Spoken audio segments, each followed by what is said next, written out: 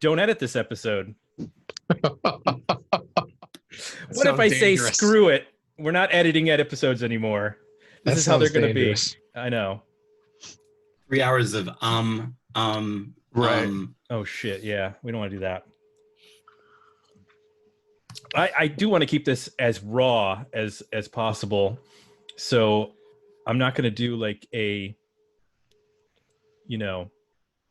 formal introduction to this episode other than to say, it's happening. This is number 500. We're doing this party line style. If you're around when there was the party lines, people call in and chat and be like, "Hey, Chad, what's up?" This is so no Butch Vig coming in to smooth it all out. No, unfortunately not. Not returning our calls. No, and we thought about a lot of different options for this episode of what we could do. We banged around different ideas, interviews, and we were like, the best thing about this show is the community that it's built over the last 500 episodes, and how many interesting people we've met from doing interviews with our fellow music fans and bloggers and podcasters and people on Patreon. And so it seemed like the right move to just invite everybody back who wanted to come back and shoot the shit with us and talk about a record they may have heard. Yeah, this one is kind of well known. This might be the most talked about album of the 90s after the In the Airplane Over the Sea by Nutrimilk Hotel. That seems to get a lot of publicity. But yeah, we figured what would be the point of us just gabbing about it? We wanted to get lots of perspectives. And so we threw it out there. We said, hey, everybody, you're welcome to come on and talk with us and share some stories. I don't think we need to do a history of the band. By the way, I didn't even mention it. The album that our patrons selected for this was from 10 picks that we put up, or 10 albums that sold the most in the 90s, which we didn't include like hip hop and pop music. We only include stuff that was categorized as rock. So that would be Alanis Morissette's Jagged Little Pill, Metallica's Metallica, Santana's Supernatural. I'm bummed that we didn't get to that one. Creed's Human Clay, Green Day's Dookie, Hootie and the Blowfish, Cracked Rear View. I thought we were going to get to that one. We didn't. It was the second place vote getter. No Doubt's Tragic Kingdom, Matchbox 20's Yourself or Someone Like You, and Kid Rock's Devil Without a Cause. That was threatened repeatedly. That was going to be the one. But we ended up with Nirvana's Nevermind, which of course came out in September of 1991, September 24th, actually, of 1991, produced by Butch Vig. It was on DGC, yada, yada, yada. Everybody knows all the minutia of this record. There's nothing that we're going to cover that in that history that's going to be new to anybody. It's been written about. There's books, there's long form essays, there's Medium articles, whatever. You're not gonna get anything new. But I think going back and actually listening to the record and then talking about the actual music as opposed to the legacy that it's built around it is probably the more interesting thing at this point, because it's such a iconic pop culture piece that you almost forget that it's actually an album with songs that aren't singles and there's more going on there. Right. So, Jay, let me ask you, do you actually own this record? I don't. I own the second record. The third record. You own In Utero. Yeah, In Utero. I was like the type of person that if a record was really, really big, I mean, this is, going back, I had no money, right? So you're like, what am I going to spend my money on? I would not buy things that were played on the radio a lot because I was just like, well, that's a waste of money. I can just listen to that stuff on the radio or MTV. So the big records I don't tend to have. I tend to have the second record or the third record of a band. But certainly I think I probably dubbed the cassette off of a CD or something at the time. But I spent a lot of time listening to it. I just don't believe I own it. I didn't get it until years later because I was in the same boat. It was on the radio. So let me ask the folks that have joined us. Who here actually bought it when it came out? Like you were there on September whatever at the record store on a Tuesday ready to pop this thing off the shelf and lay it down on the counter to purchase it. Who did it? I did. You There did? go. Yeah, I heard it on Buff State Radio like before it came Nice. out. And Your bread's ready. I'm getting texts. Let me shut this off. But and then I went to the record store not knowing that it wasn't out, and I asked for it, and it was like the day that it came out, and they were like putting it on the shelves. So, but If you were at Buff State, did you go to Record Theater to get it, or one of the local? I was at the McKinley Mall actually. So Oh, Coconuts. It was at like Cabbages. Oh, okay. Camelot. Camelot. Yeah, exactly. Did anybody? I was just I going to bought say. it- Oh, go ahead. Go ahead, I Chip. was say, I don't think I bought it the day it came out. I bought it at Magnolia Thunder Pussy, great record store in Columbus. Yes. That unless you're from Columbus, you don't know. But my Columbus friends here know. You guys know Arturo, right? Yes. So he was working the counter, and he used to write little postcards, little index cards, and he'd write something about the bands and put it up. There was a box of cassettes, and it said something like, "If you like Mudhoney and Alice in Chains, this is the band for you." I did not like Mudhoney, but I liked Alice in Chains, so I remember him like, he's like, "This is gonna change your life," and I bought it, and yeah, like watching the Beatles on Ed Sullivan, it changed my life. Now, did you go to the legendary show at Nirvana at Stashes, I did, in fact. where they played to like 300 people, but 3,000 people claim to have gone to that show? Yeah, and so there's a infamous Columbus photographer from back in the day named Jay Brown, who black and white photographer. Mm-hmm. Maybe he's not that famous, but his pictures show up everywhere, especially from that show. It's ended up in some of the releases that have come out. It was in the In the not 25th too- anniversary expanded edition. And I believe in the picture, you can see a lot of people that were in Columbus bands, or Yeah. I think Kyle Segrist, who owns Yep. Lost Weekend Records, is in the picture and likes to point that out whenever I go and visit him. So that's the problem. There's all these pictures, and I'm not in a single one, but I was there. I reviewed it, so I have the review from the Lantern for the show. But the little story about that show is it was sold out. I mean, it was a tough ticket to get, and we knew the photographer for the Lantern knew the guy that owned Stashes and called, and like, I was a young reporter at the time, so I didn't know you could do this kind of stuff. And he called and he got us in. And we thought like the photographer was like God, because he got us into this sold out show. I was not 21. And I remember we went up to the door and our names were not on the list. And so we were kind of bummed out, and we're like, no, but our friend called the owner who said we were on the list. And I remember the guy took our IDs and said, I'm going to keep your licenses here tonight. Come get them at the end of the night. And if you're not on the list, then you'll have to give me the $10 or $15 or whatever it is. But he let us go in, and he stamped me high, which was awesome because I was not 21. And yeah, like I said, it was like watching the Beatles and Ed Sullivan. Tim and Jay may know this story. I saw Bret Michaels that same week at the Newport Music Hall play in front of about 300 people. And I was there to see him. I mean, hair metal fan. And I went from loving hair metal to loving grunge and forgetting about hair metal for 10 years because of that show. Like it literally changed my life. Excellent. That's an excellent antidote. Thank you. Who would like to follow that with their story of Nirvana? Jim? Mr. Hanky? I don't really have one from, exactly when the record came out. I mean, I remember, I will say just from a music standpoint, and we've talked about this, I think, about other records. We've talked about, maybe some Pearl Jam stuff or whatever, but I don't know how everybody else feels, but like FM rock radio ruined this record for me for a very long time.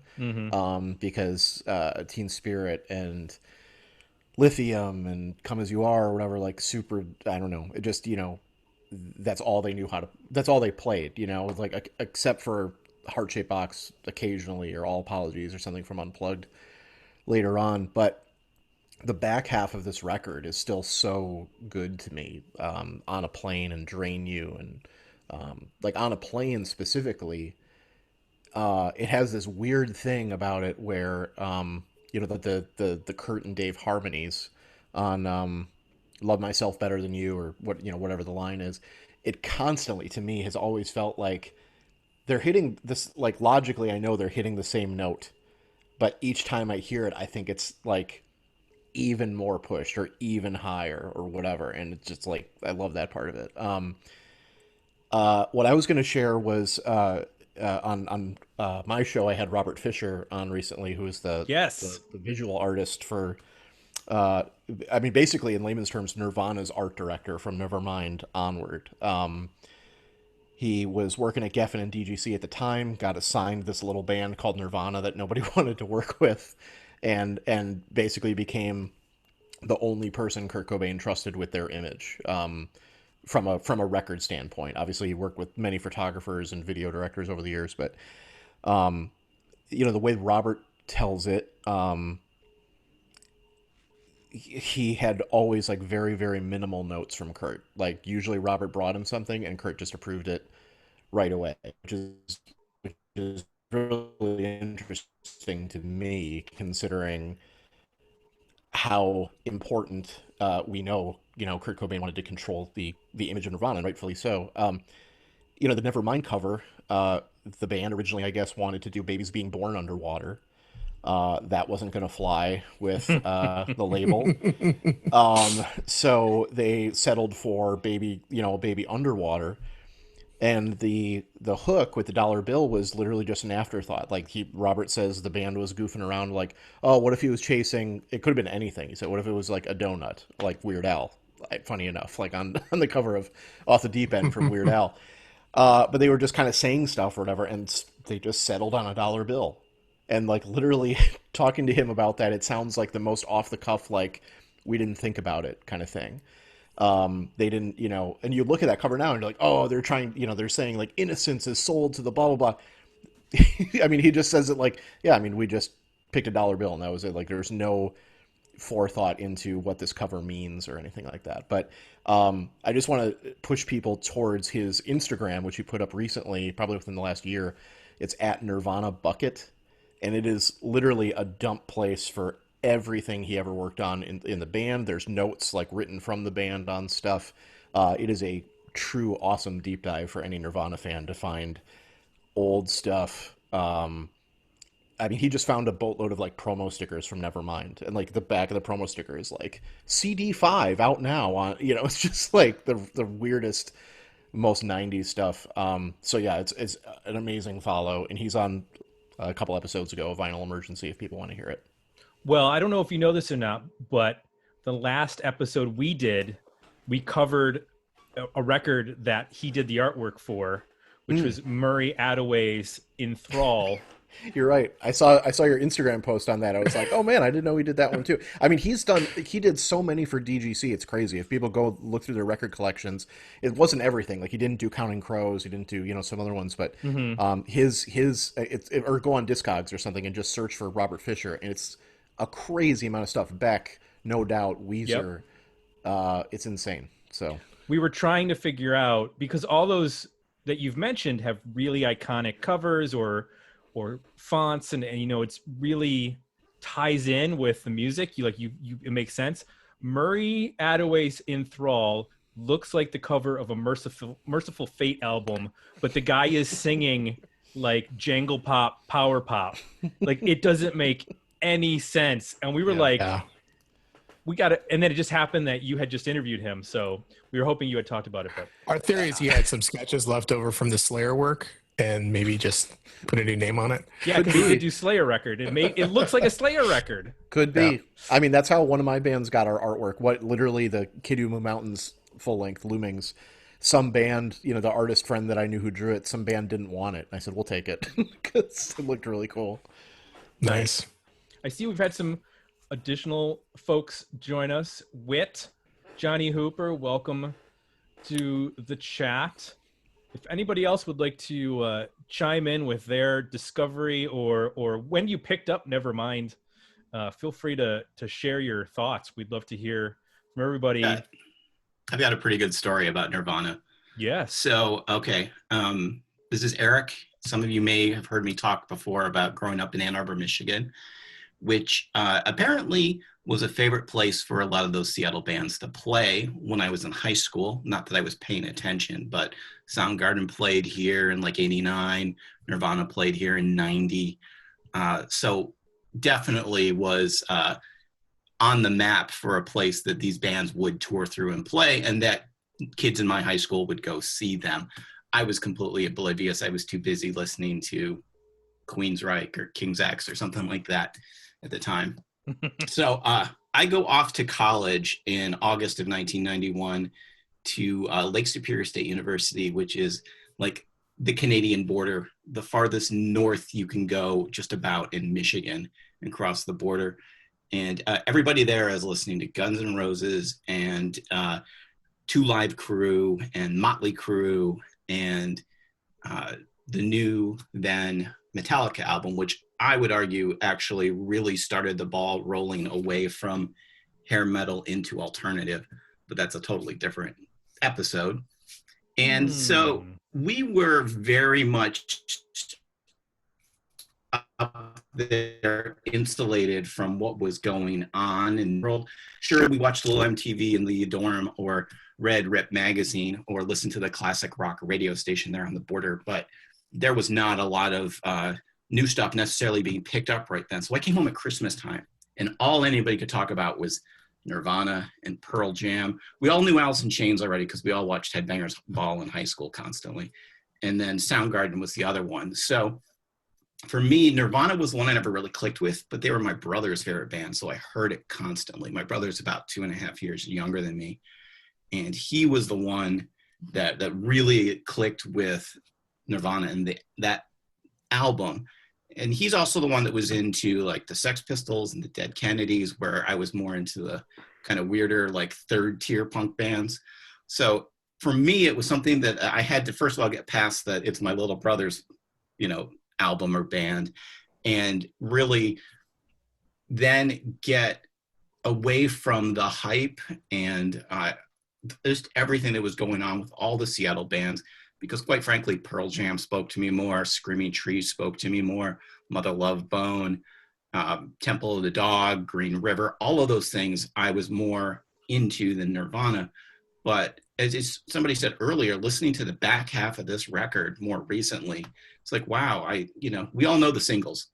And quite frankly, maybe aside from Bastards of Young by The Replacements, Smells Like Teen Spirit is the identifier for Generation X. I mean, so much of what's being said there was just repeating everyday things I heard, like trying to talk to adults and them ignoring you and then finally saying, what did you say? And you go, never mind, and just move along. So for me, this album is kind of strange to listen to because I forget how poppy it is, and I forget how it's so much more accessible maybe than we remember.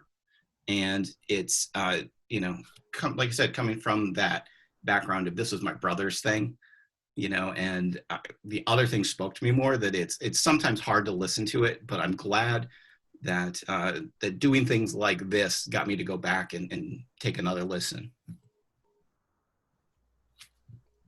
Excellent. Yeah, that was the same. That was the same for me. This is not a record that I felt like I needed to go back to and revisit, but this made me do that. And second half of the record, I feel the same way. I'd forgotten about all that material, and just because I hadn't been played so much, it just sounded fresh again. That's good I'd album go on placement there, record Jay. and say, I'd say that it's probably the strongest back half of a record that I may have ever heard. And I was running and listening to it today, and just like when Lounge Act came on, I was like, oh my God, I forgot about Lounge Act. And the bass line is just so cool, and it doesn't even really sound like them. It's sort of like almost like a weird, left turn from kind of the more like aggressive stuff on the record. And I don't know, it's super strong. But I was just gonna say that, so when this is Ryan, by the way, when Nirvana's Nevermind came out, I was 11, which is crazy because now I have a 9-year-old.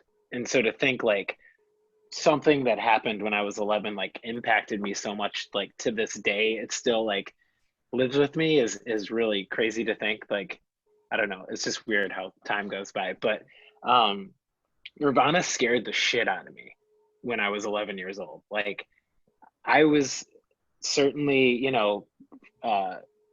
enamored with hair metal, a few years before that, and then kind of got into rap or whatever, like radio rap.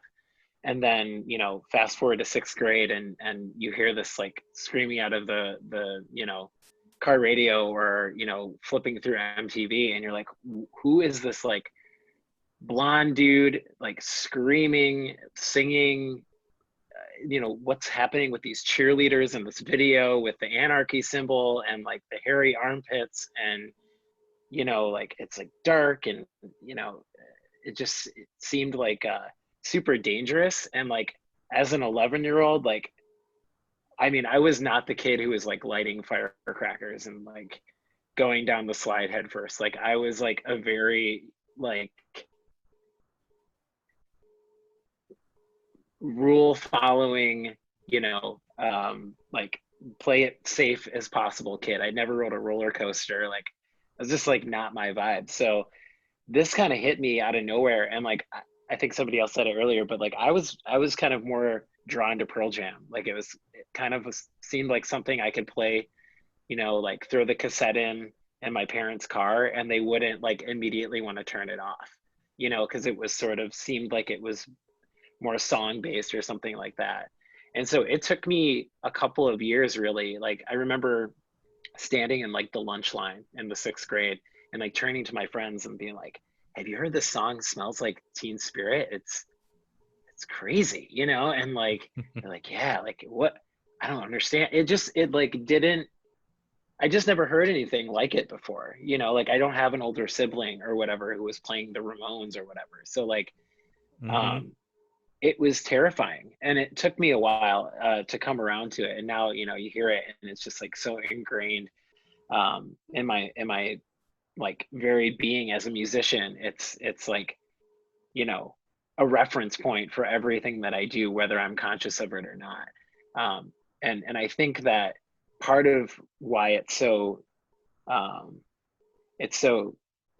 drew me in so much is that it was scary at the beginning, and I didn't understand it. And it took me a little bit of time to like really unpack it. That's an interesting point, because I think my first exposure, and I'm sure a lot of people have this as well, was the video. It wasn't that I heard it on the radio, because I don't know, I didn't have a car that I was driving around in all that much. But I was sitting at home watching MTV after school every day, and watching that video was just like, what the hell is going on? And this is completely unlike anything that's happening, especially because the week before is when Use Your Illusion 1 and 2 come out, which I'm pretty sure were like dominating everything at that point. So that, and what's funny is that Guns N' Roses seemed scary when they started in 87 or 89 or whenever, when it's 87 is when Appetite came out. You were like, these people will probably commit murder at some point. Like, they're terrifying. And then Nirvana happens, and it's like, it is scary, but like on a different level, where you're like, these people are like, they don't care about anything. Like, his sweater's all tattered and his hair's all messy. Like, I was a good suburban boy. His disrespect for hygiene is just terrifying. Doesn't he do laundry? Couldn't see his face. I remember, what's interesting is that I remember being viscerally horrified by the video for Jeremy when I was very young, which was in heavy rotation on MTV when I was a kid.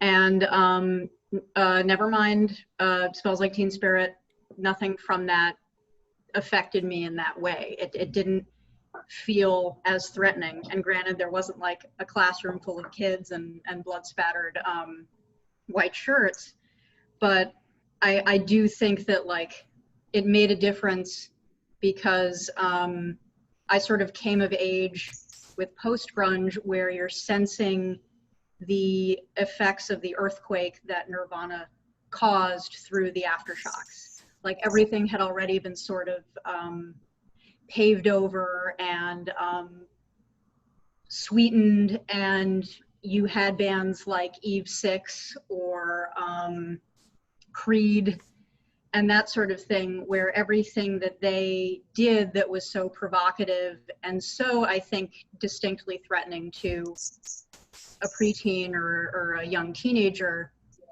like I was already on the other end of the curve by the time, you know, I was becoming aware of things that could culturally be defined as provocative.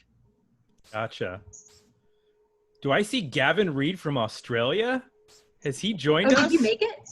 Yeah, What's I'm Friday? here. Tell me about Friday. How's Friday going? I want to know. Well, I'm halfway through my working day, so yeah, lucky I'm working from home because I'm on a meeting with them as well at the same time. That's awesome. Love it. That's the way to do it. Yeah. I think this podcast gets edited. It's not. I'm not doing it after work. Yeah. Is it I won't Google post Hangouts it. in the front, Zoom in the back? Exactly. It's Microsoft Teams in front. Got Teams in the back. Yeah. Yeah. Turn around. From listening to everybody here, I'm going to suggest I'm probably 2 or 3 years older than most because I'm driving around, and yeah, it's so this kind of again knocked hair metal off the frame for me. But you know, I was to a degree, you know, an adult, so it wasn't scary. It was just, I don't know, it was almost like we'd been waiting for it. Like it landed, and we're like, yes, that's exactly what I've been listening for. Like what I've wanted to hear. The weird fact that I've got with this album is that somewhere in the couple of months after owning it, I came across a lyric sheet for it. And a friend of mine and I sat down and we went through the whole album and wrote down what we thought the lyrics were. And then we compared them to what the lyrics actually were. And we were a fair way off. So That's an interesting exercise. That's pretty cool. Yeah, I would never have guessed any of the lyrics. I still listen when I hear it on the radio, like when something comes on, sometimes I'll leave it on, especially if my daughter's in the car, because I just want to see how she reacts to it, because she mostly listens to pop music. And How does she react? She kind of doesn't care as long as it's not too loud. Like I had Van Halen's A Different Kind of Truth blasting on over the weekend, and there's the beginning of the one song. What is it, Jay? Is it I was waiting for that. We'll get into that. One of the songs starts with like these harmonics. Is it like Bullet Head or Chinatown? One of those. Jay probably knows. But she was like, "Is it broken?" Like, no, that's very difficult. What he's doing. It's very important what he's doing right there. Broken. She asked if Alexa was broken, which now that I said that name, it's going to set off a chain of events here. Hey, Tim. Yeah. Is Hey. this similar to, hi, how you doing? Hey, Whit. I didn't know if my mic worked even. Okay, so first off, confession, I was 25 when the record came out. So I think I'm the oldest. You can tell by the gray hair, right? But is it the same thing you were talking about with your daughter, where you mentioned it at one point? You had a quote that I really liked, that you said everything's noise to younger people because it's not just something percussive and a vocal. Is that kind of what she meant by it's broken or something? Yeah. It just that like electric guitars sound like shh. Right. They're like right. They just sound like white noise because everything is beep boop beep boop Like it Well, sounds like a computer or a robot. Yeah. Well, I was listening to the MP3s of this on AirPods earlier today, and I was like, oh, this did not survive the transition well. I mean, I really wanted to go like dig out the stereo that my wife made me put in boxes in the closet and like put in the CD and listen to it as it was meant to. But I felt like some people were saying it was more, it wasn't as abrasive as they remembered it. And because I was listening to it that way, it felt far more abrasive than I remember it. The hooks were there. The hooks were there, but the sound quality was just like, it grated. It did. Yeah. I don't think it survived the transition. Interesting. I found that the thing that was interesting was knowing their evolution as a band was how much of the stuff on the back end really reminded me of Bleach in terms of just being high energy and having the connection to the earlier aspect of the band, but realizing that they realized that they needed to like slow down, and that's where their singles came from, which I don't necessarily think of the 90s as being driven by slower songs. But if you think about it, like Come As You Are or Lithium or In Bloom, those are all like mid-tempo to slower tempos. And the only thing I could compare it to was like, Alive by Pearl Jam is kind of a slow tempo for most of that song, and then it kicks in at certain points.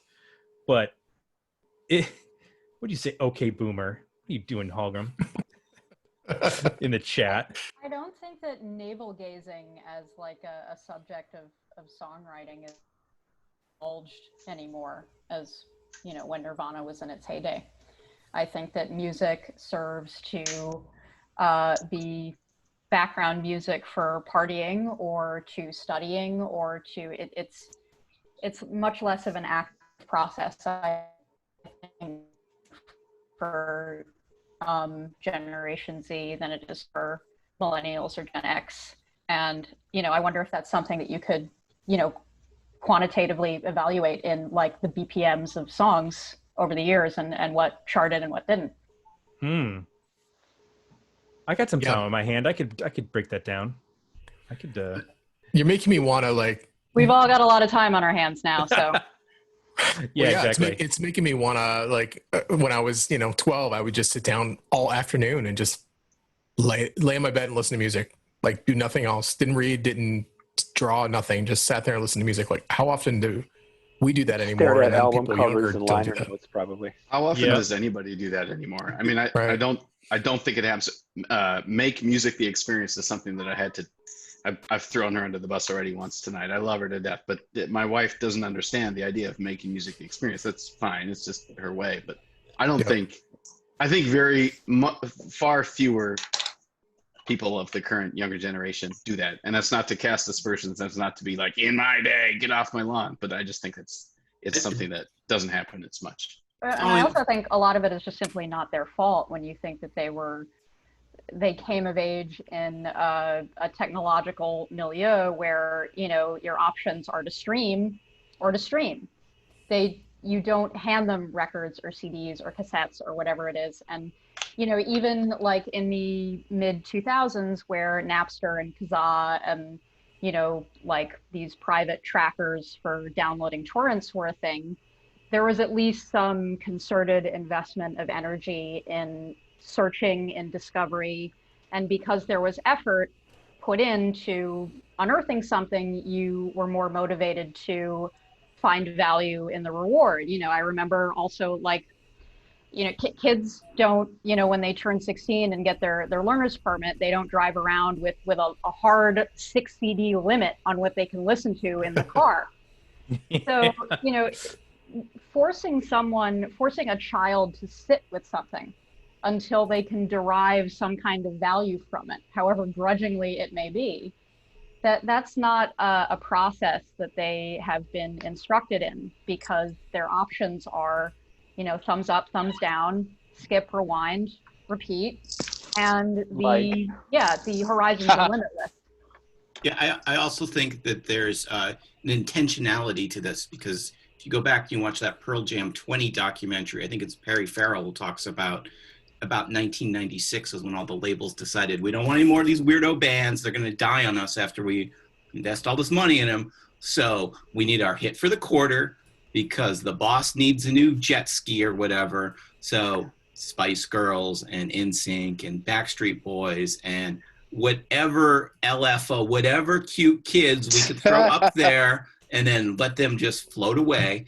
And that over time, that builds to the music landscape we have today. Now, if you go back and you watch on YouTube some of those videos that are like hits of 1993 or 1989, one of the things you'll note is, hey, there's some dance stuff in here, there's some pop music in here, there's some hard rock, there's some ballads, there's some aging 60s rockers, there's, up and coming alternative acts. But if you watch those same videos for like 2005, it's all pop and some rap.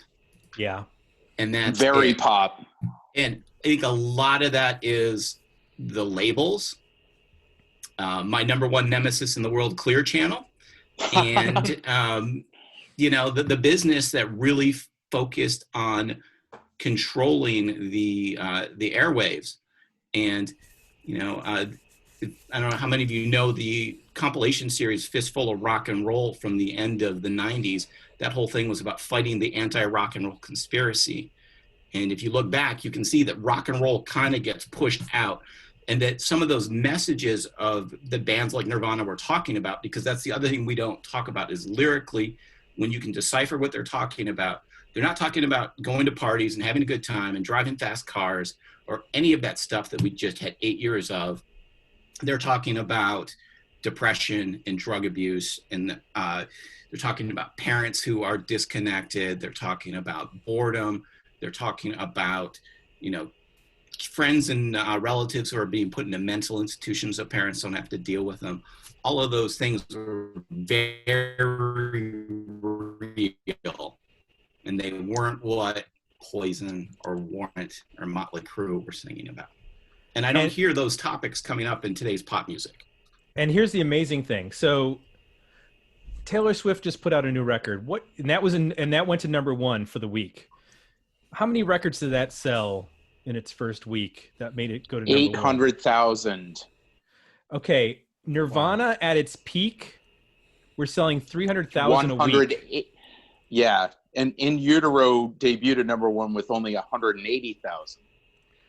So it's crazy because this album has sold 30 million worldwide. Worldwide, yep.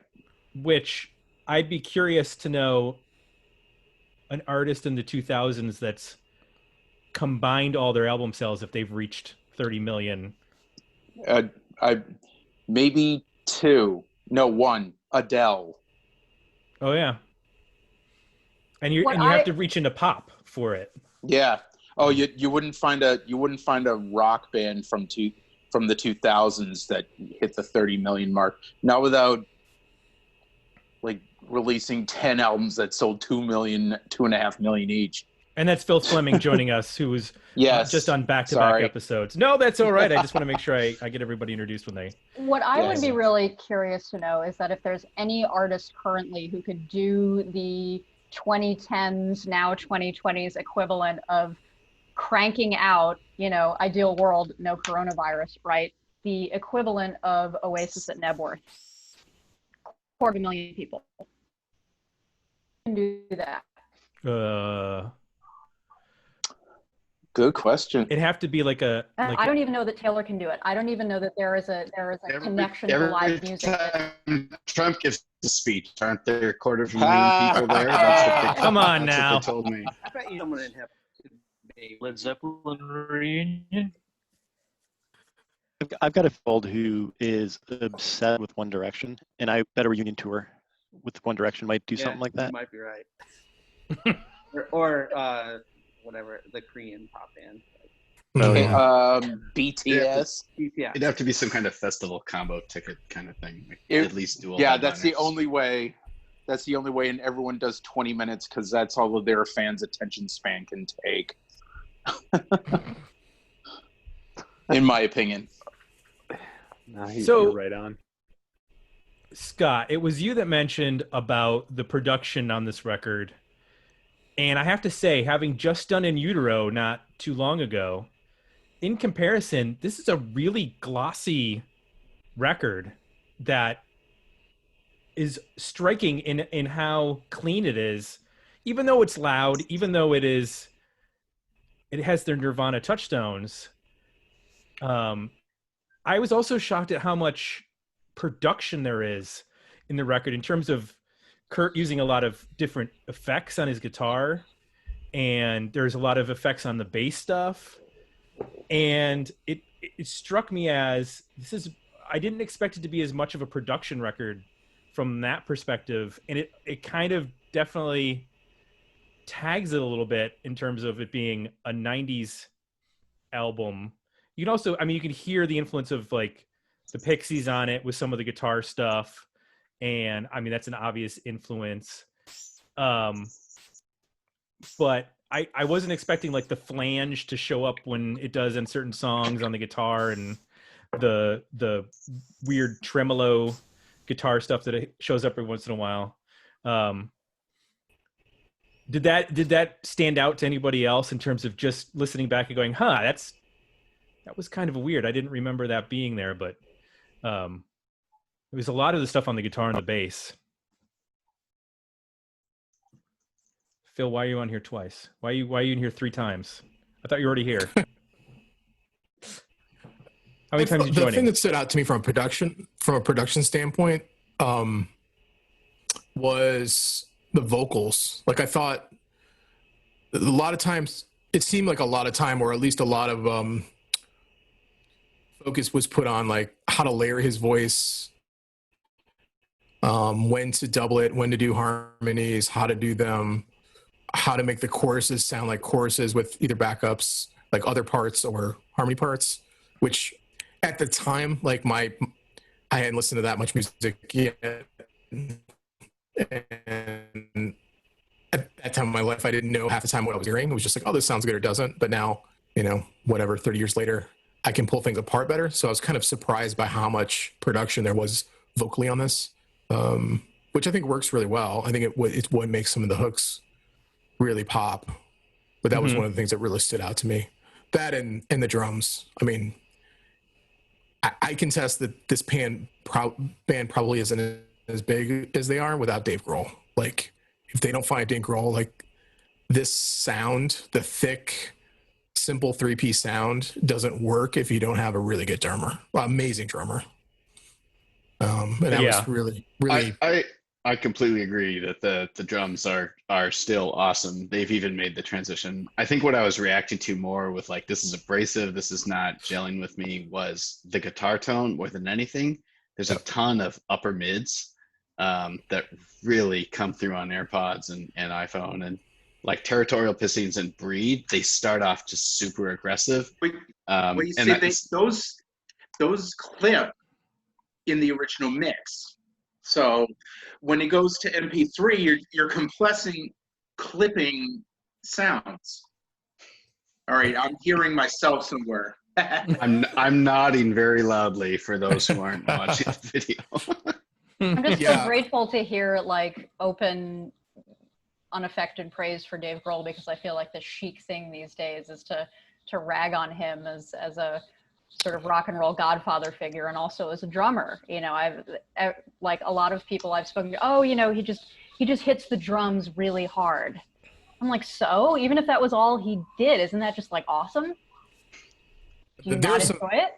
There's some fills in here that are hooks, like the fills in the intro part to In Bloom. It's like, that's a hook. Like, you remember that part. You remember how that's played. That's as important as the guitar. The chorus is to Teen Spirit. So and that's that kind of slappy snare thing. Like, so many drummers do that and it sounds terrible. But like when he does it with such precision and groove and force. It's like, oh yeah, that sounds good. It like fills in all this space and it sounds kind of chaotic but big, and you have to know what you're doing to do that. Like, that's perfect example is it's not Nevermind, In Utero, the first or second song where he just leads in with that really heavy, I don't know the name of the song. Scentless Apprentice. Think of it. Yes. That's it. That's the one. Yep. That's amazing. I love that so much. Yeah. He's probably written yeah, some of the key drum parts of the entire decade between Sentless Apprentice and obviously, Smells Like Teen Spirit, but also My Hero. I mean, that is a really amazing drum part that he's playing for that song. Yeah. Yeah. He took it away from William Goldsmith. Yeah. I would say, Chip, you mentioned, Nirvana playing Columbus as your Ed Sullivan moment. I don't know if anybody was there. I was going to say there. Watching like live when Dave backed up Tom Petty and the Heartbreakers on SNL, but that was my Ed Sullivan moment. That was just like talking to the kids at school on Monday, just like, can you believe like Dave Grohl is like, in Tom Petty's band now? I mean, that was just like all we talked about for weeks. It's just the coolest thing. I'm really envious of this experience that you guys got, because like I was saying earlier, I came into the already dramatically altered world. I didn't get an Ed Sullivan moment, either that my father got with the Beatles on Ed Sullivan, or with what you guys got with Nirvana and Smells Like Teen Spirit, and the various live performances and the real-time release of the record. I have had as an upper tier millennial, no equivalent. So cheers. I don't know, to you man. guys. Somebody called me a boomer, and I thought I was totally age appropriate for this conversation. It's a joke. It's a joke. I actually want to. I came in. I was like in my early kind of 20s. I didn't think I was too much out of the appropriate age, but whatever. It was a sarcastic joke. I mean, I can't think of another rock and roll moment where you could sense the earth shifting on its axis under you. Mm-hmm. What about when Hannah Montana twerked? I will say was that pretty big. I think the first time I heard the Spice Girls, I was like, oh, this is the change. And I'm not going to bag on the Spice Girls, because I actually think they're a very entertaining band and really good for what they did. But that was the moment I was like, oh, this is changing. All of this is changing. Yeah, I was playing music in high school at the time, like trying to form a first band. And it was like we went from, what Chip was saying, like trying to figure out like these hair metal songs that we couldn't play or figure out how to play. We had shitty instruments and stuff. And then when this came out, my actual like first experience was actually playing it. It was like, oh shit, I can actually play this. Like I can figure this guitar riff out. Yeah. I mean, it sounds terrible, but I at least we could get together with a group of people and we could play Smells Like Teen Spirit for literally, we would play that and Danzig Twisted Cane for 8 hours. Twisted Cane is a really simple song, though. Right, that's what I'm saying. Like I could figure that on a guitar or play drums to that, and you would just get a group of friends around and you would just play that all day. And that was my experience of like Smells Like Teen Spirit, Come As You Are, like figuring those songs out just so that we could play them as much as, listening to them on the radio. Can we talk for just a minute about...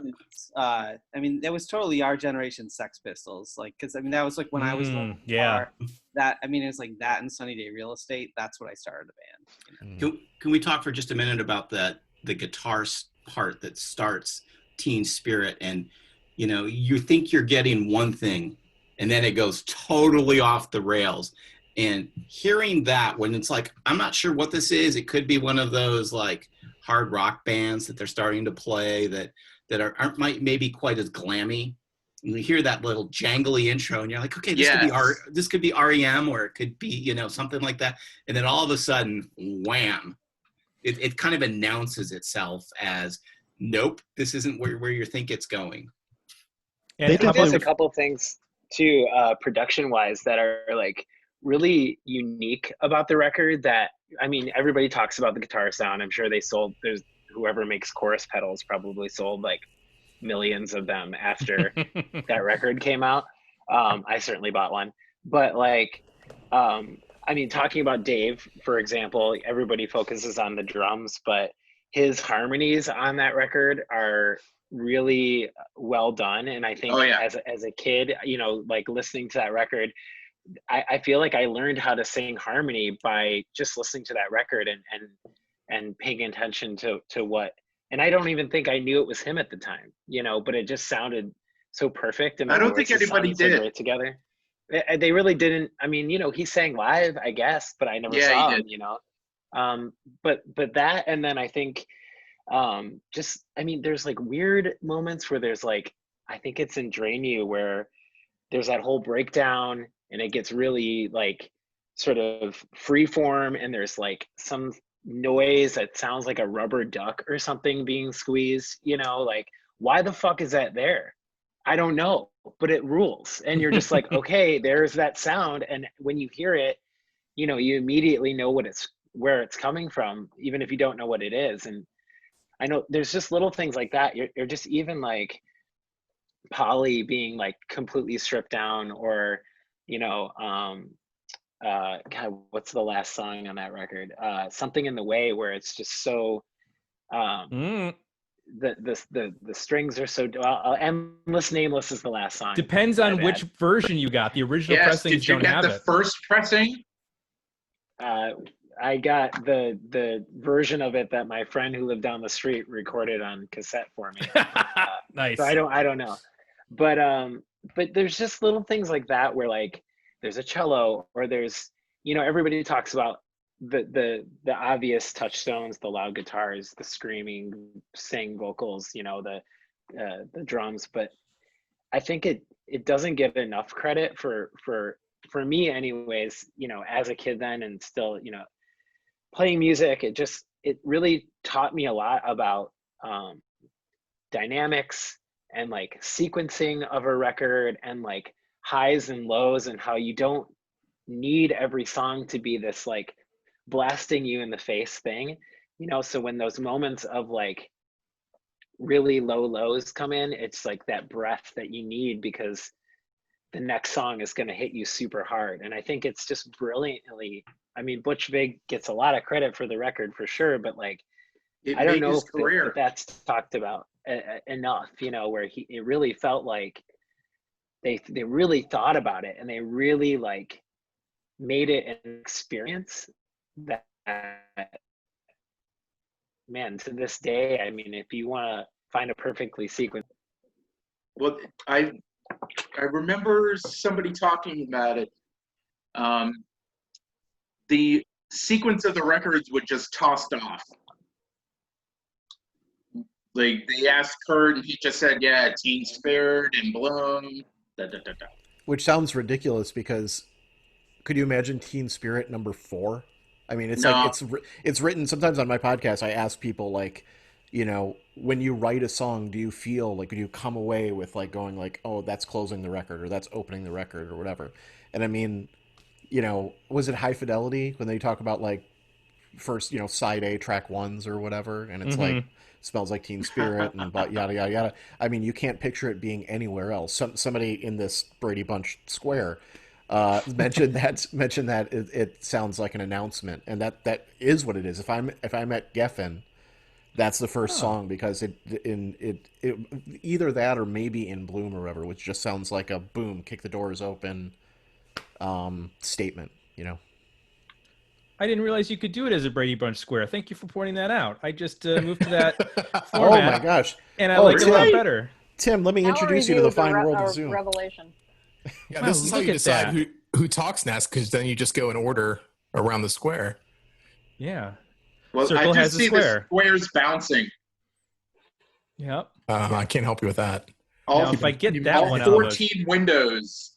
Mm-hmm. And, well, I know I'm there twice. Sorry. But I'm going to kick you off. Well, other person. Monopolize. Kick the non-picture off. Boom. You're gone. Okay. Banned. Phantom Phil. All right. Well, that's why I heard the double voices. Okay. We haven't heard from Johnny Hooper yet. Yeah, Hoops. Yeah. Have you ever heard of Nirvana, Johnny? Did it make it up there? Yeah, they crossed the border pretty well. Did we ever talk about the story of where they're booked in to play a venue in Madison, Wisconsin, on the very same night that the Tragically Hip were? And the Tragically Hip headlined that show? No, I love a Tragically Hip story. There you go. That's it. That's like 1990. Oh, so that's like up to The here Bleach tour. hip. Yep. Yeah. I'd love to know that Kurt jumped up on stage and did Killer Whale Tank with Gord that night. Oh, that's an obscure reference, Tim. Thank you. I know my hip. I Received. have my bootlegs. You do. If we can throw some Mannix in here somewhere, we'll complete the trilogy of Tim's, essential bands.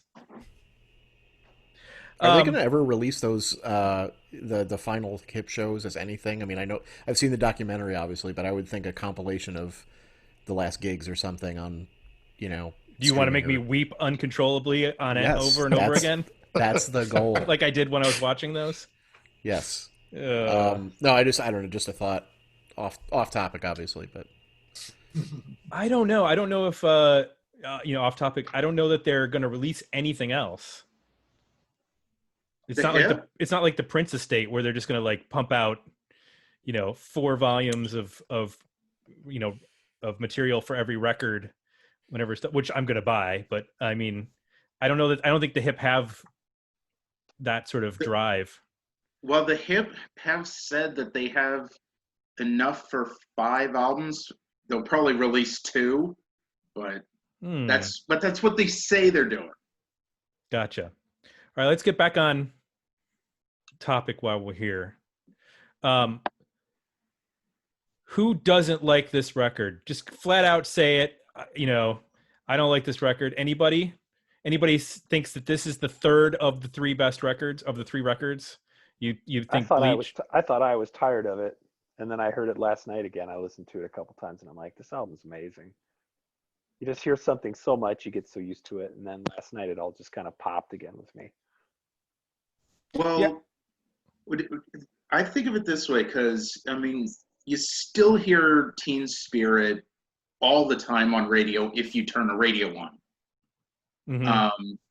I personally got sick of hearing Teen Spirit and boom, I didn't think about it. But as a whole, it's still very vital and it still catches my ear, even the overplayed songs.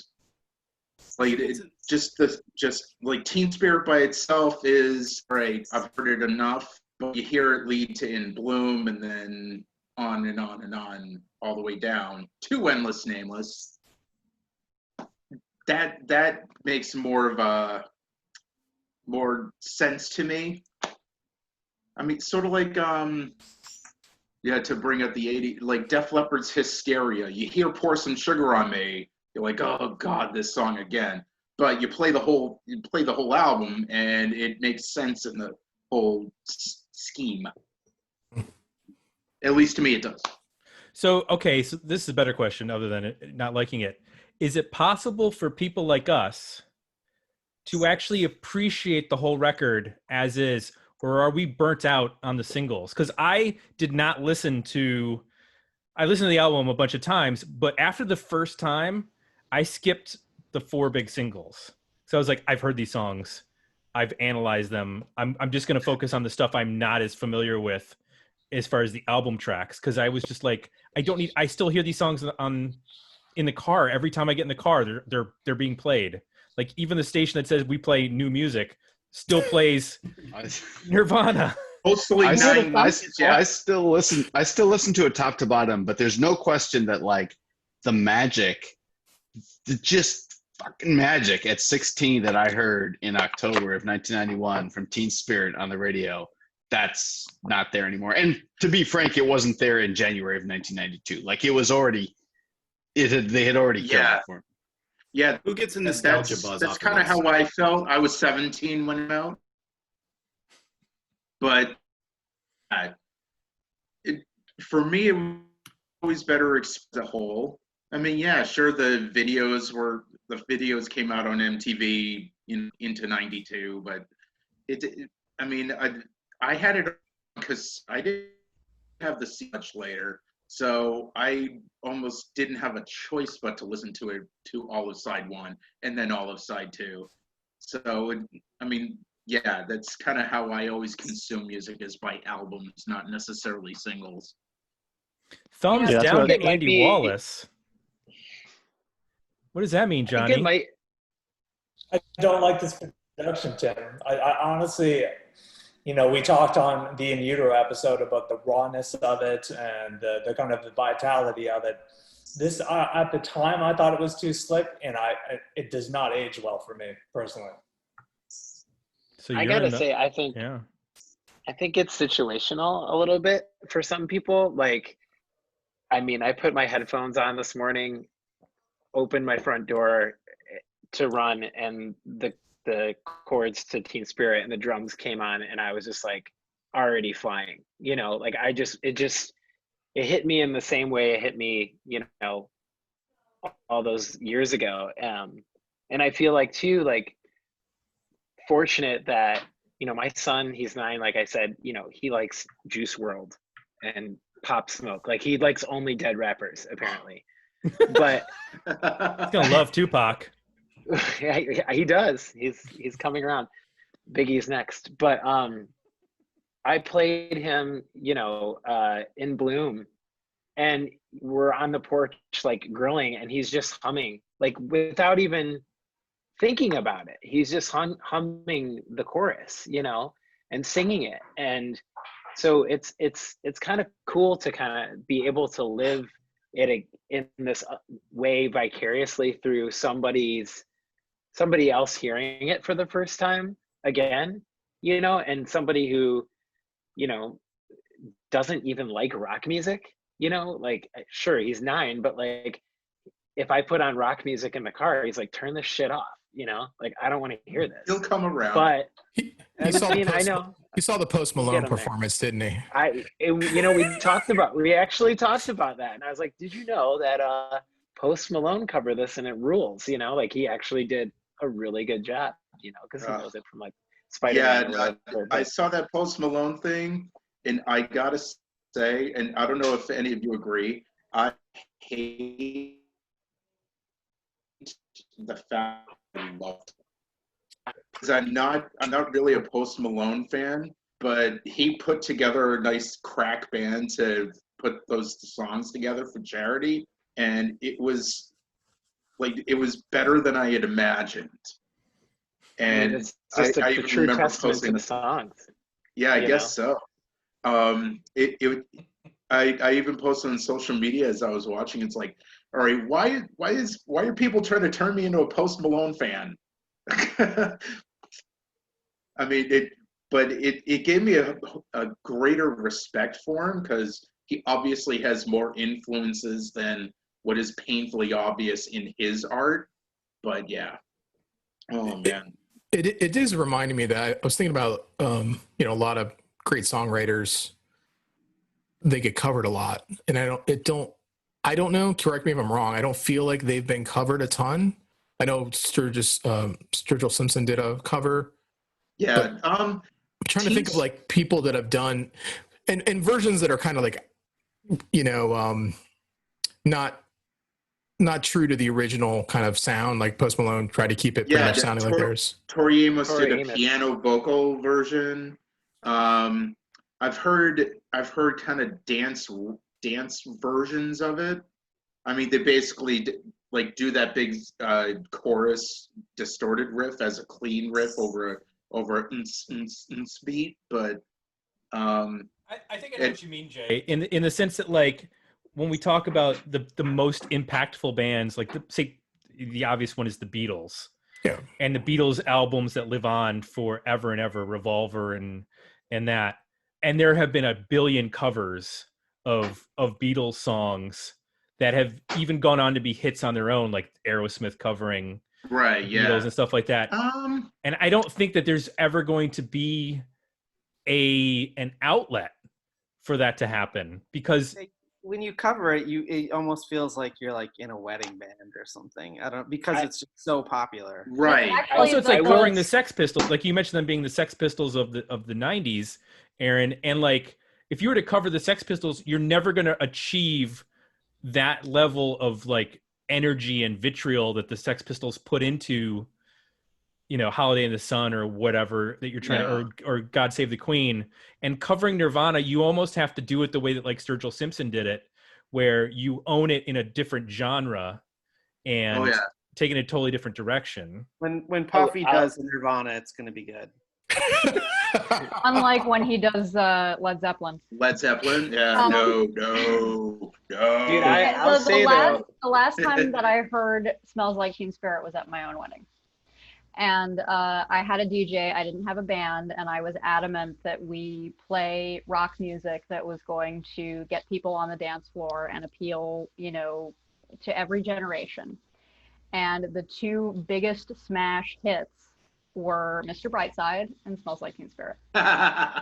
Nice. Killers. I'll tell you what, if you play in a band and you cover a Nirvana song at a show and nobody knows anything about your band, everybody is psyched. Like, I mean, it's sort of like playing Michael Jackson at a wedding. Like, if nobody dances and it's a lame wedding, like put on some Michael Jackson, everybody's gonna get up. Right. It's a human universal in a sense. Yeah. Completely and totally. And if you're playing at a rock show and you're like, okay, like this is not working out. Like we should just play Breed and just get off the stage. It works. That's all I'm saying. I saw Pennywise. Yes, that's also true. That Aaron said that if you play My Own Worst Enemy by Lit, everyone goes completely batshit. But I think that also might just be like specifically like a white person between the ages of 30 and 50. That's when that. I've been doing it at rehearsal, and it is like. Oh my god. Aaron, I could hear you doing My Own Worst Enemy, Aaron. I could totally hear you doing that. Oh. It's the word. Beach slang would. Can I mention the fact that about? I was gonna say now might be the time. We got approached by the brothers Lit to come on the show, and we rejected. Come on, seriously? Why would you do that? That would be a gold mine of material. Yeah, that would have been great. We rejected. We rejected because. How did it feel when Eve 6 did a version of your record? They did it better than yours. Eve 6 they followed up with us twice. Eve 6 covered. Oh yes, Lit? no. Eve 6 were explicit that when they did Horoscope, they were trying to make a record that sounded like that. Like Lit. Oh, okay. Wow. All right. I'm so averse to that song. Like it makes me so angry. That Lit song of that makes me so angry. I was like, I couldn't get on the phone with these guys. Like I would be so irritated that the interview would not go well. And I'm never gonna get over this. You rejected Lit. Yeah, when we were in a band. When we were in a band together. We would like Jay would play that riff to piss us off. Or maybe it might have been Keith, but it would be like, and we'd be like, shut the fuck up.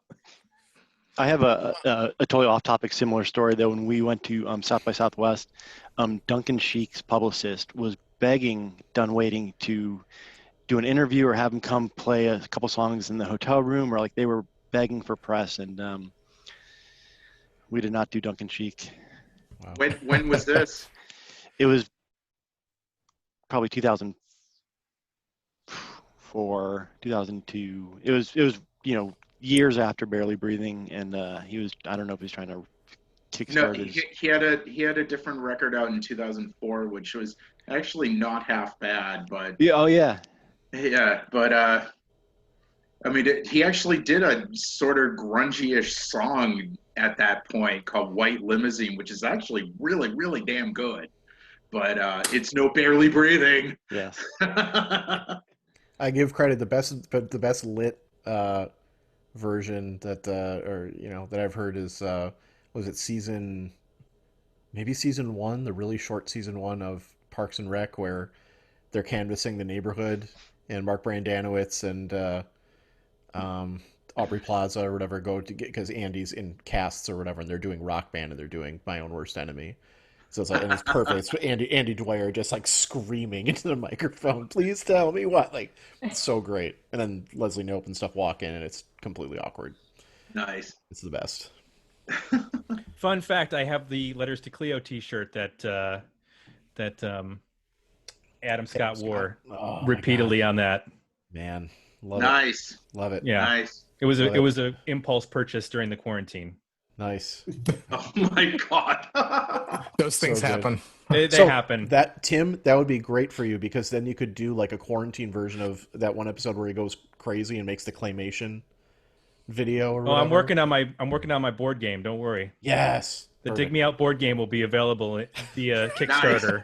That's definitely a Patreon thing. Hey, he made a Big Chief-esque like parody album. So. Oh really? Well, isn't that what you did? The yes, yeah. Yes. I did a blaxploitation. It wasn't that long ago, dude. Yeah, that's right. Yeah, you can listen to it on SoundCloud. My version of Shaft. There you go. Featuring all loops. No loops. actual instruments played. So back to Nirvana. Yeah, let's get back to Nirvana. I gotta edit like the last 15 minutes out. I want to say, so like we've talked a lot about on this episode about how I came here with an agenda. I got to say, so we talked a lot about how this like blew a ton of people's minds and it like threw hair metal off of it, and yet like on Twitter, every time somebody says like Nirvana blew hair metal off the stage, Tim jumps in to say like that's actually not true. It's much more nuanced than that. And so, like, I wanted to talk about that a little bit because it is true. It is more nuanced. It is. I have like two more sentences. So, like, it is more nuanced, but like contemporaneously, it even seemed like that. Like at the time, people were like, "Holy balls! Yeah, this is blowing shit up." You know. So well, I mean, because for a good 18 months or so, right after Nirvana broke, I mean, they coexisted pretty well. I like to joke and say hair metal died on January 1st, 1993. Well, yeah, but I mean, and there was lead up. You know, there was REM and stuff, and you know,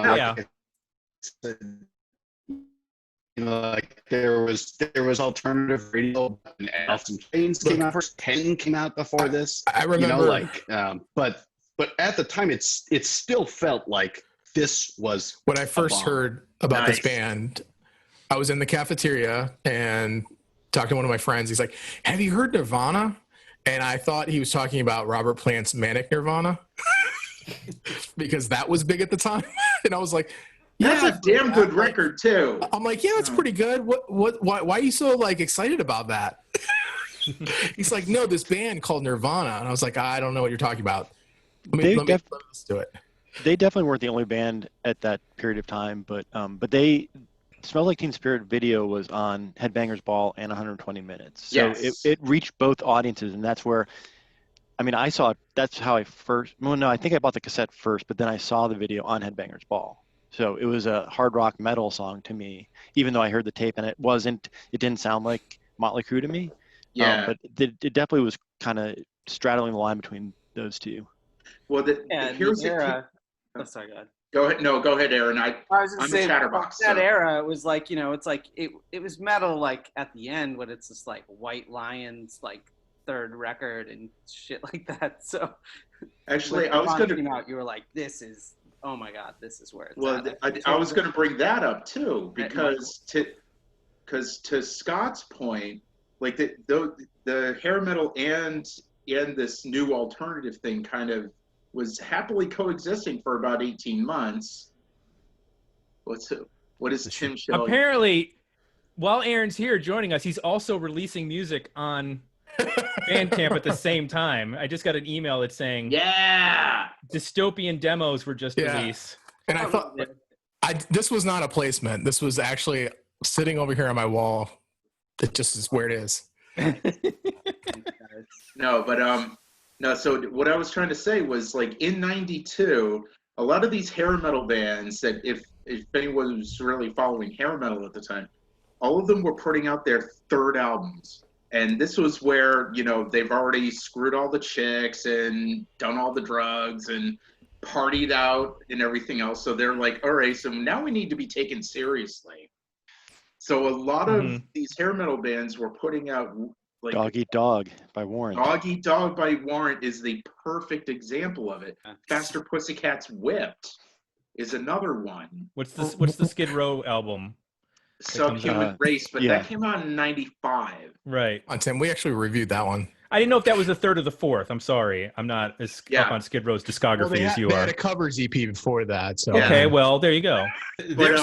There's something else going on here too, which is like the Black Crows, and there's a band called Hardline, and just like, you know, Driving Crying, King's X, the Four Horsemen, Queensryche, Four Horsemen, all of these bands that are maybe have a foot in the glam rock hair metal thing, but are definitely bringing something else in there, either blues or roots rock or progressive and if you look like Queensryche, their big album is filled with songs that are maybe kind of cheesy, but there's a lot of social consciousness in there. There's a lot of talking about the environment and issues with law enforcement and colonialism and all of those kinds of things.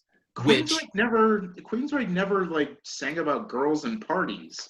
Yeah, they never did. There was a lot of like cyberpunk technology is dangerous kind of stuff. But that, you know, they had a big hit, you know, the year before in 1990. Yeah, but Empire was a big song. Jet City Woman, is anybody listening? I mean, all of these things. And, you know, Driving and Crying, same thing. They're not necessarily singing about girls and partying, but they're having these hits. I interviewed Michael Wilton from Queensryche at that time, right when Empire came out. And I remember asking him about what bands in Seattle were blowing up. And that might have been I think that actually was the first time I had ever heard of Nirvana. I think Bleach was already out, but I didn't know Bleach at all. But he mentioned Nirvana being a band that he was seeing around town or hearing about around Seattle. And that was definitely the first time I think I heard the name Nirvana. Now, you said about me saying, well, wasn't a hard stop. That's based on my high school cafeteria experience, which was we had a ping pong table as a part of our senior lounge in the cafeteria. Only seniors were allowed in there. It had a couch. It had a boombox. And you could play a CD or a cassette. And when the week that this album came out, it battled with Use Your Illusion 1 and 2. It went out, Use Your Illusion 1 and 2 went in. Then Nirvana's came out, Nirvana went in. So for like a month, all we listened to was those two records while we played ping pong during lunch. Nice. So that's my experience. That's the only thing I'm basing it on. I don't have any actual reasoning why. I'm just saying that happened in the cafeteria. It was a battle. I think you've pointed to more like there might have been Twitter to more definitive resources like on Twitter, but that was before the Cuddy Sark. It's like I'm senior lounge.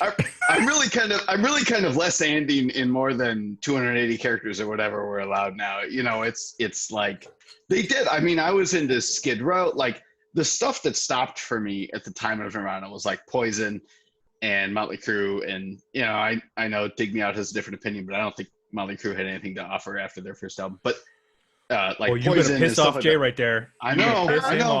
That's what I'm here for. Like, I'll play Mr. Bungle if you don't behave. But I kept going with bands that continued to like put out good stuff like Skid Row and like, hey, I'll say it, Bullet Boys. I stayed with them and Dokken. I know there's some Dokken fans in the house. So there's some new ones on vinyl. But Scott, Dokken was done by the time Nirvana came out. Well, they came back soon. But they did come back. I still listen to their old records. That first run was done by 1989. Well, I think Beast from the East was in the 90s. It was 88. Okay, I'm done. Johnny is having a meltdown. I'm done. Poor Johnny. I think this is evidence that you guys just need to do more episodes where everyone's hammered. Or way past their bedtime. And then we can just do a straight metal podcast where we just Wasn't like we can talk about some shark sandwich or was it like whatever. Yes. You gotta do more just like free for all Zooms. Like this would be amazing if it's just like metal. Let's go. Here's a topic. Fight. Okay, hour later. Hour later.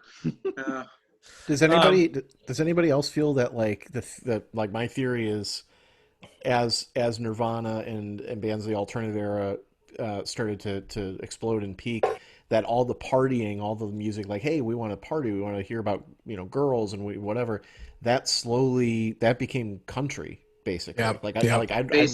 I'd be really interested to see like a chart basically of like, oh, male country stars are getting quote unquote sexier.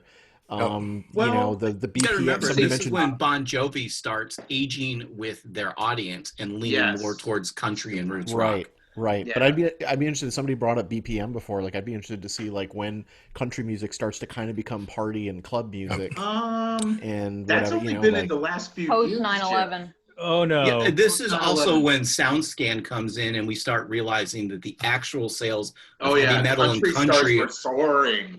Well, those things have been historically underreported. Yeah. Do I have to remind you of the achy breaky heart phenomenon in the 90s? I mean, a little tenor named Garth Brooks. little gentleman named Garth Brooks, exactly. Well, speaking of Billy Garth, Ray Cyrus. Speaking of Garth, if you look at the album charts, Garth and Nirvana are trading number one sales spots in that January of '92. Yep. You know, back and forth. I mean, that's absolutely massive. And as much as we make fun of him, if you look at like him being on the Kiss tribute and doing a pop album and all of those things, you know, he's definitely more rock and roll than, you know, Randy Travis or you know, whoever was big right before him. He brought arena rock to country. Like he's the person that merged those two things Don't together. forget about Shania Twain. Is Shania second Twain wave. was. Oh, sorry. Go ahead, Marissa. What I find interesting is that second wave power pop came after Nirvana. In the late 90s, yeah. Well, even before that, because the other thing that's going on in Seattle with the grunge scene in Washington State is the international pop overthrow thing, where you're getting, you know, all those K record and you're getting Teenage Fan Club and getting help me out here because I'm totally blanking on all those bands. Material Velvet Issue Crush and Jellyfish and yes, exactly.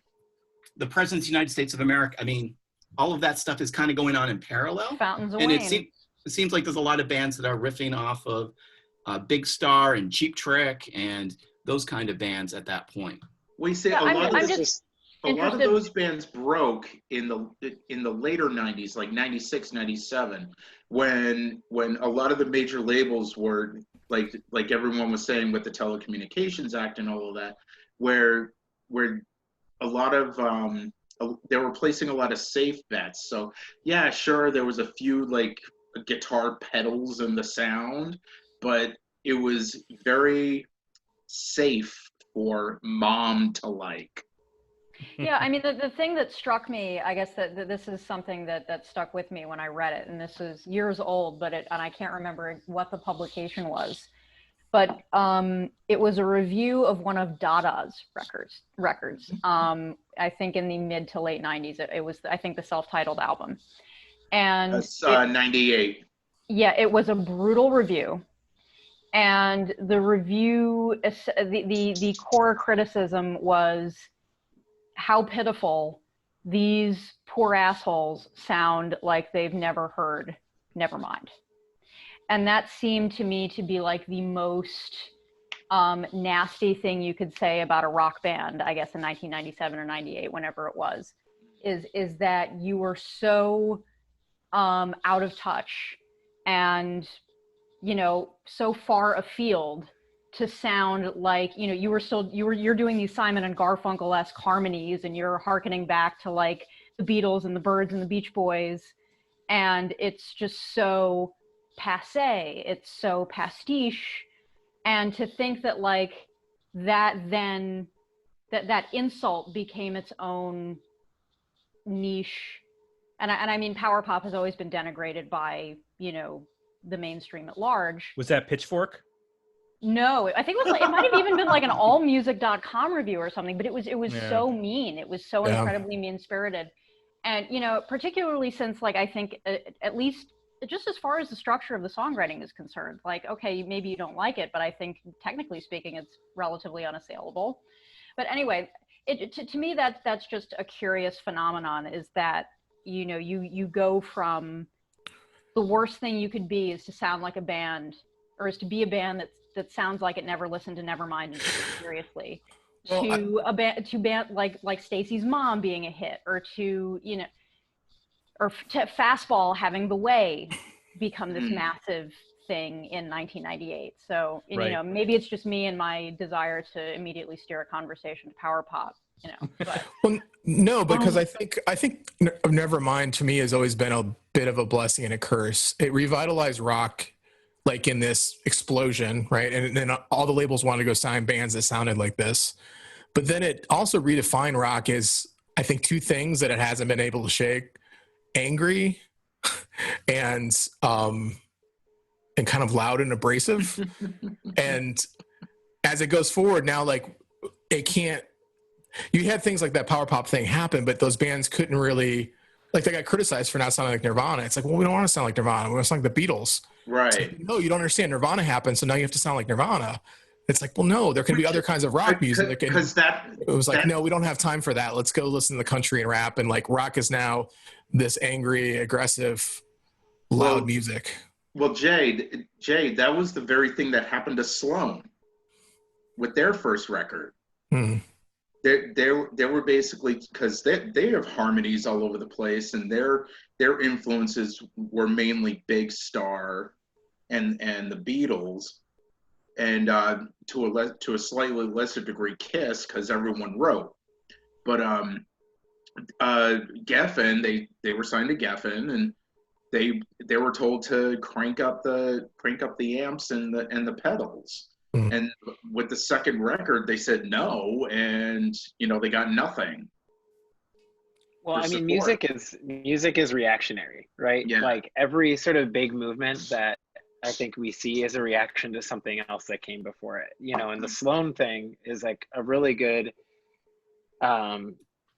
example, I guess, of a band decided to react in the opposite direction that they were expected to. And I think some of the power pop stuff, like Super Drag, or something like that, where like the guitars were still loud and they were still crunchy, but like there was more of a focus on the harmony, or there's more of a focus on the arrangement, seemed to be a reaction to not wanting to get pigeonholed. And keep in mind, at the same time, there's these grunge facsimiles, like Marissa kind of brought up earlier, happening. So it's like, do I want to be put in this category of Bush and Creed and these sort of watered down versions of this like angry white guy music, or do I want to sort of look to the past, look to the Beatles, look to Cheap Trick or something like that, and sort of still take the like modern approach that Nirvana brought to like guitar rock, the killer of hair metal, but taken in a direction that could be accessible to a Nirvana fan, but something that a Beatles fan or a Kinks fan might also anti-establishment. Right. Because okay, well, if you're going to do this, we're just going to focus the lens farther back. And if you want to orchestrate all your music around defying convention and defying structure, and giving the finger to that, the polar opposite of that is to say, no, we're going to pay total homage to structure and to rock music as it was defined on Ed Sullivan. And we're going to court those structures and those rules, and we're going to maybe, reinvent them a little bit, but our adherence to formula becomes in its own way sort of, a little subversive. Yeah, exactly. Yeah. Well, you say that for a band that comes to mind that did that kind of mentality is Third Eye Blind.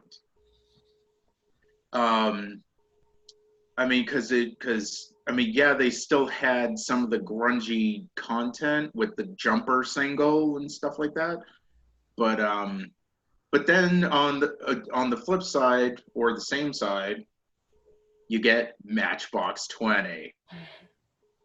So I feel like everybody has to disclose what album they voted for in that poll, and I will be the Time out. the Matchbox 20 record.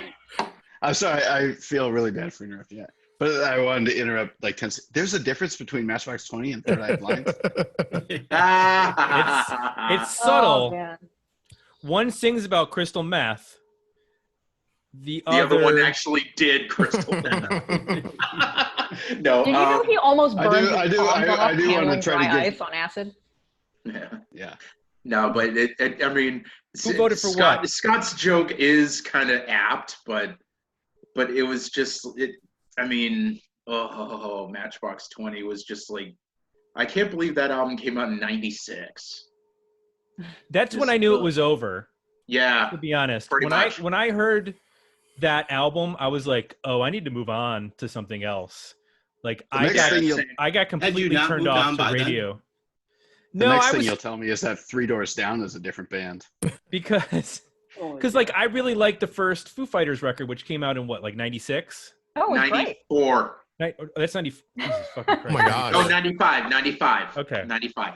So I really dug that record, especially the album. Like I didn't love Big Me, but this guitar, it was so noisy and guitar driven that I dug that record. And then something changed within the next year, and it was because of not Third Eye Blind, but well, that was probably Matchbox 20. We can blame Matchbox 20 for all of society's ills, apparently. That really started to turn me towards like, what else can I be listening to?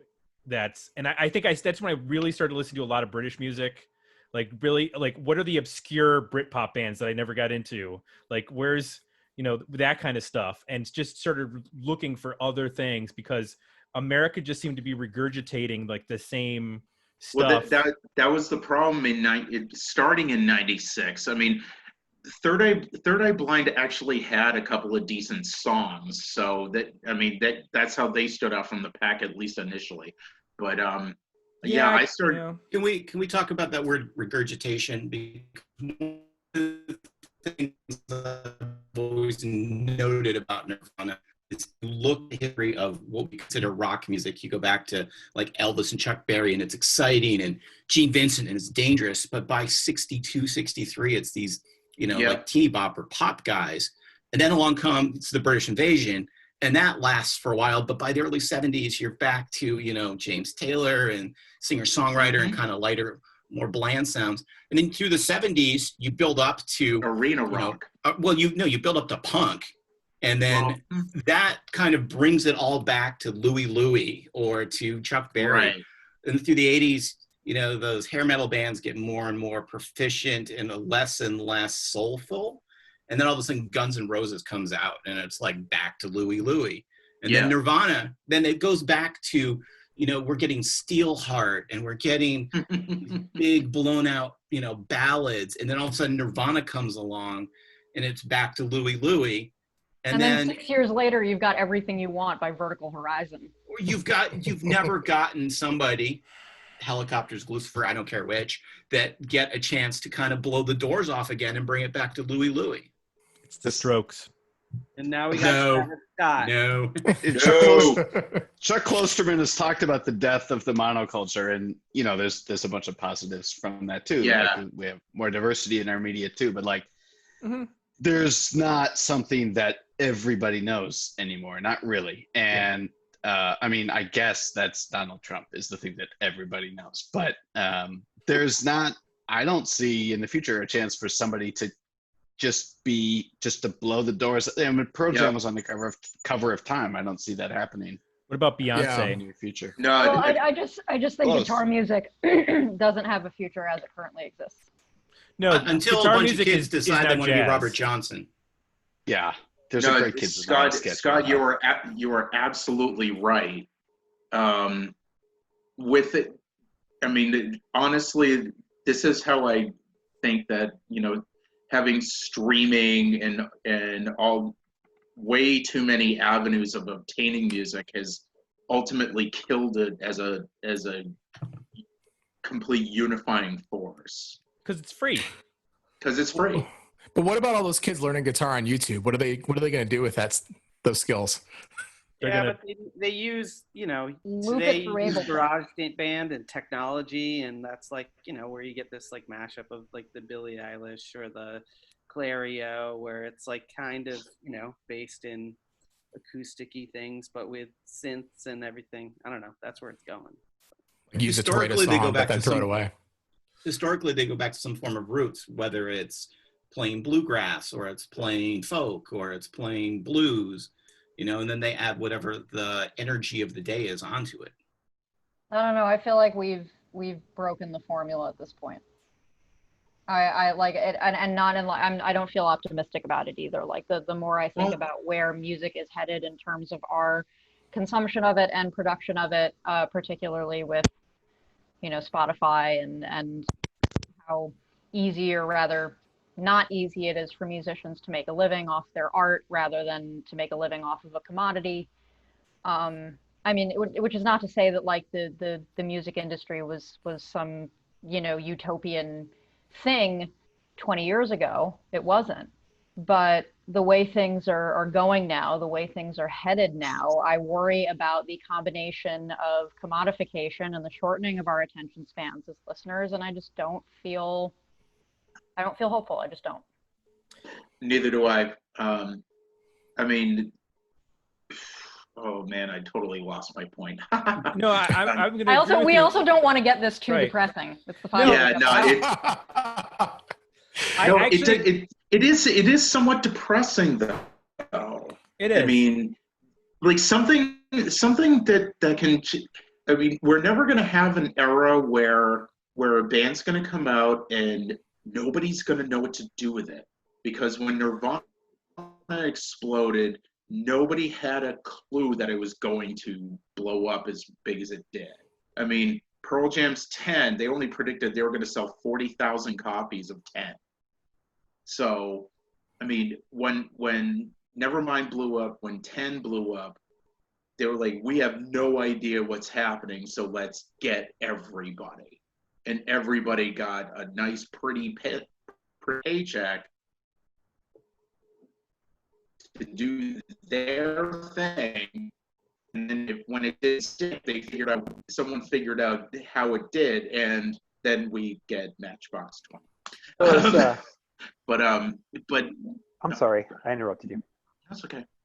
I was going to say, as somebody who, I'm going to interrupt you again, I guess. No, go ahead. So as somebody who isn't like there's a number of musicians here on this call, I believe. In fact, I think Ryan is that Ryan Extra Arms Ryan, if I'm not mistaken?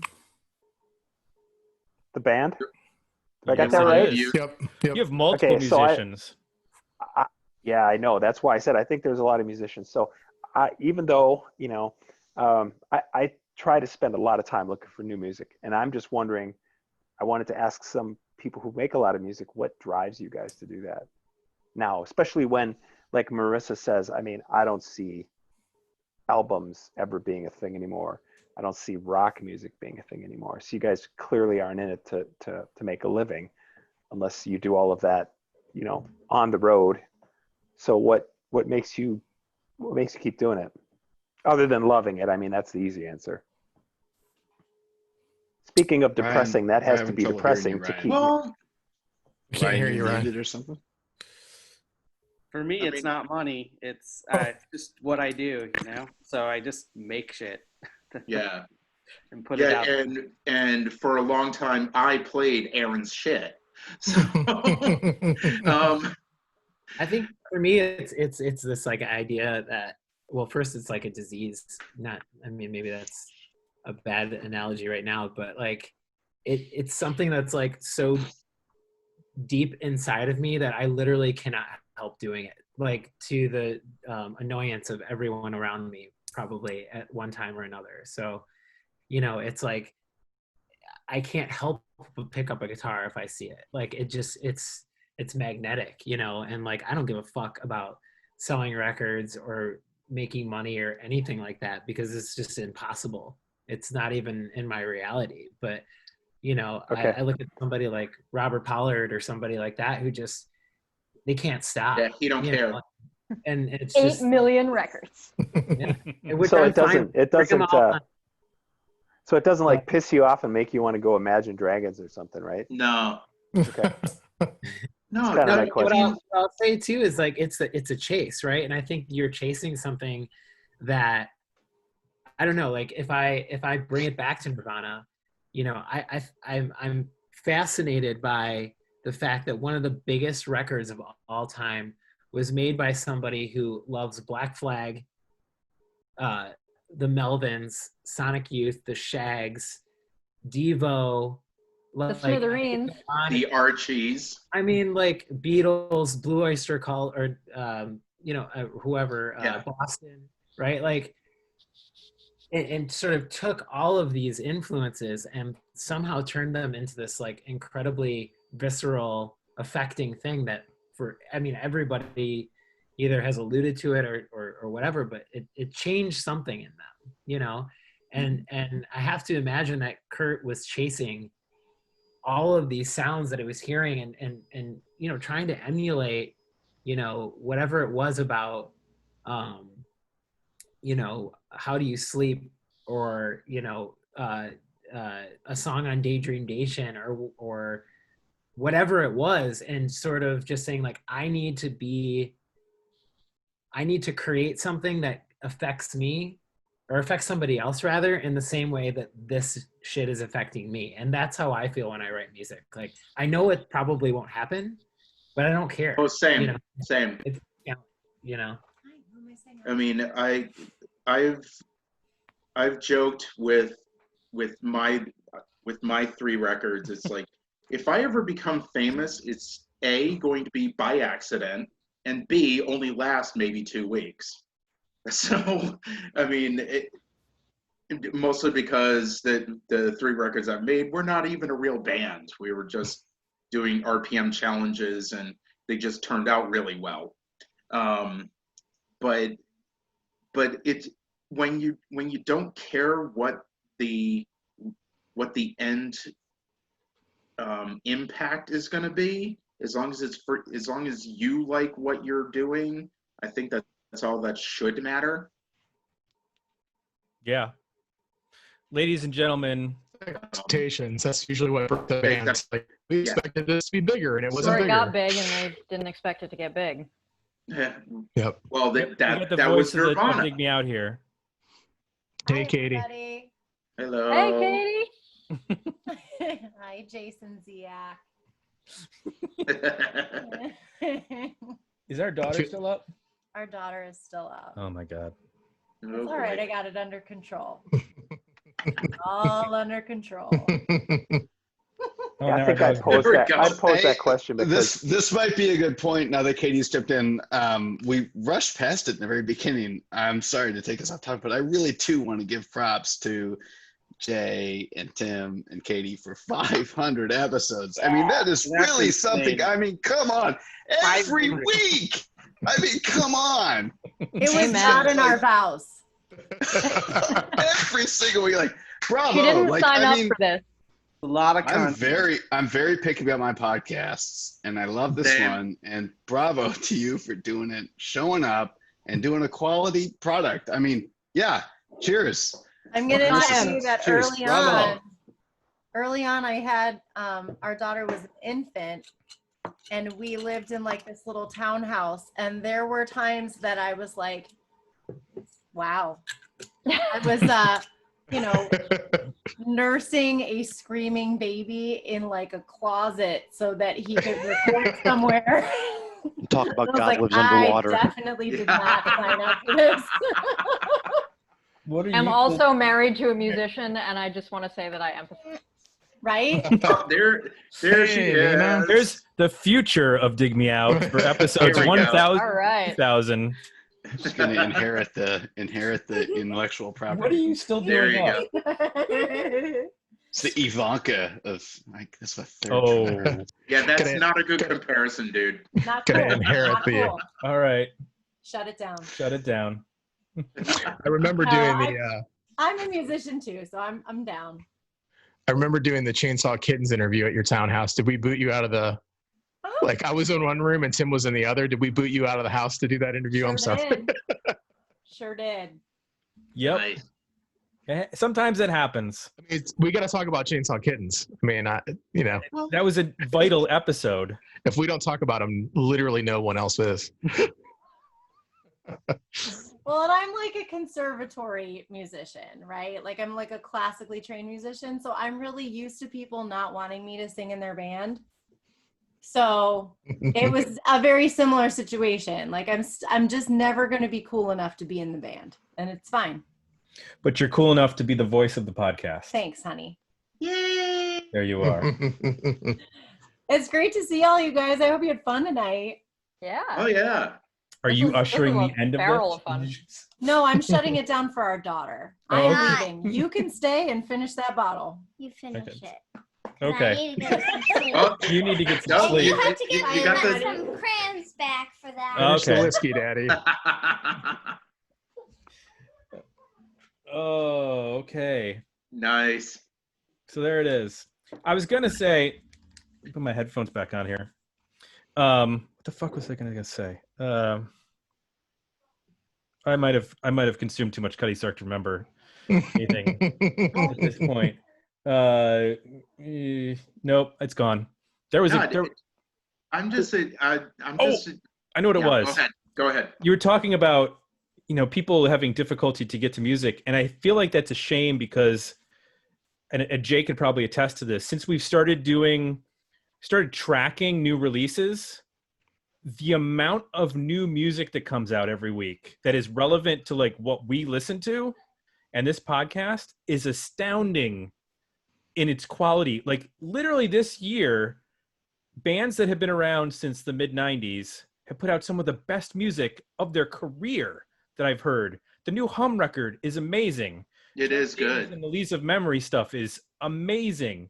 The last couple Swerve Driver records have been amazing. The Failure records that have come out have been great. So I don't feel like there's a gap in terms of material.